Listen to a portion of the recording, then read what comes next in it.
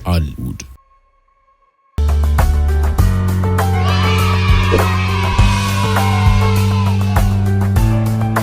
ሰላም ልጆች እንዴት ናችሁ? እኔ ሉሲ ነኝ። ይህ በቃል ፕሮዳክሽን ተዘጋጅቶ በጣፋጮቹ ልጆች የዩቲዩብ ቻናል ላይ የሚቀርብላችሁ ፕሮግራም ነው።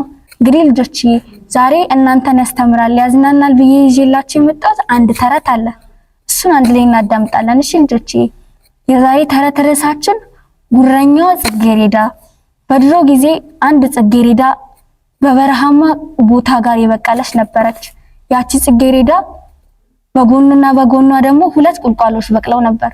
አንደኛው ትንሽ ቁልቋል ነው፣ ሁለተኛው ደግሞ ረጅም ቁልቋል ነበር። በመካከላቸው ደግሞ ጽጌረዳ ስለነበረች በጣም ነው የሚወዷት። ቁልቋሎች ደግሞ በተፈጥሯቸው ልጆች ውሃ ይዛሉ።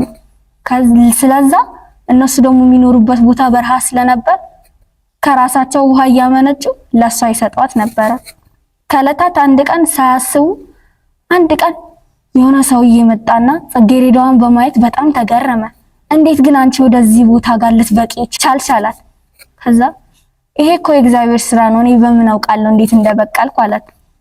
ከዛ እኔ ወስጄ ጥሩ ቦታ ላሳድግሽ አላት።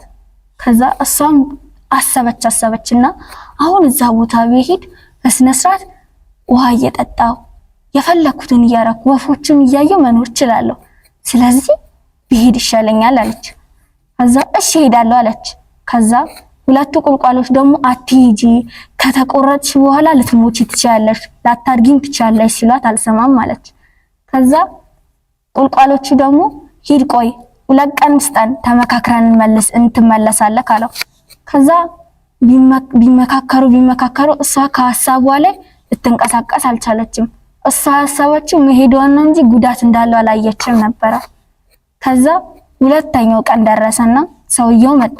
እሺ ሐሳባችሁ ምንድነው ሲል እነሱ ዝም ሲሉ እኔ ሐሳቤ እንግዲህ የመሄድ ነው ካንተ ጋር አለ። ከዛ መጣና ከስር አልነበረም ያነሳት፣ ቆረጣት። ልክ ሲቆርጣት ወሰዳትና አየሽ እኔ ዝም ብዬ ላታለልሽ ነው እንጂ አንቺን ፈልጌሽ አልነበረም ማለትና ቆርጦ መሬት ላይ ጣላት። ቆርጦ መሬት ላይ ከጣላት በኋላ መጡና ልክ አነሷት። ልክ ሲያነሷት ስለተቆረጠች ስር ስላልነበራት ዝም ብለው ውሃ እያመጡ ደፉባት።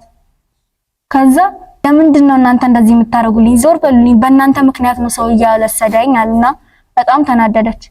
ከዛ ተነሳችና ወደዛ ቦታ ወደ ተቆረጠችበት ቦታ ጋር ሄደችና ራሷን ቀበረች። ከዛ እነሱ ሁለቱ ደግሞ ባንቺ መካከልስ መኖር አልፈልግም ብለው ጠለዋት ሄዱ። ድሮ ውሃ የሚሰጧት እነሱ ሁለቱ ነበሩ። አሁን ምንም እየሰጣት ስላልነበረ እየደረቀች መጣች። ከዛም በኋላ አምላኬ ሆይ እባክህን ዝናብ ጣልልኝ ያለች መጸለይ ጀመረች። ከዛ አንድ ቀን ደግሞ የዝናቡ ጌታ ይመጣና ምን ላርግልሽ ይላታል። ዝናብ አዝንብልኝ ትለዋለች። ቆይ አንዴ መጣው ቀጠሮ አለብኝ ይላታል። አንዴ ትንሽ አዝንበህልኝ ብቻ ትሄዳለህ ስትለው ቆይ አንዴ እመጣለሁ አላት። ከዛ ልክ ሲሄድ እሷ ደግሞ በጣም እየደረቀች አቅም እያጣች መጣች። ከዛ የዝናቡ ጌታ ደግሞ ደርሶ ልክ ሲመለስ ሞታ አገኛት። እሱም ደግሞ በጣም በመጸጸት ውሃ ቢደፋባት ልትነሳ አልቻለችም። ደርቃ ስለነበረ ሊያነሳት ስላልቻለ በጣም አዘነና ወደ ሰማይ ተመለሰ።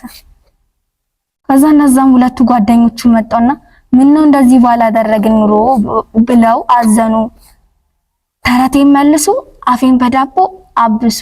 ልጆችዬ ከዚህ ተረት የምንማረው የሰው ምክር መስማት እንዳለብን እናም ደግሞ ሰው ማታለል እንደሌለብን፣ ያ ሰውየውን ጽጌረዳዋን እንዳታለላት ማለት ነው።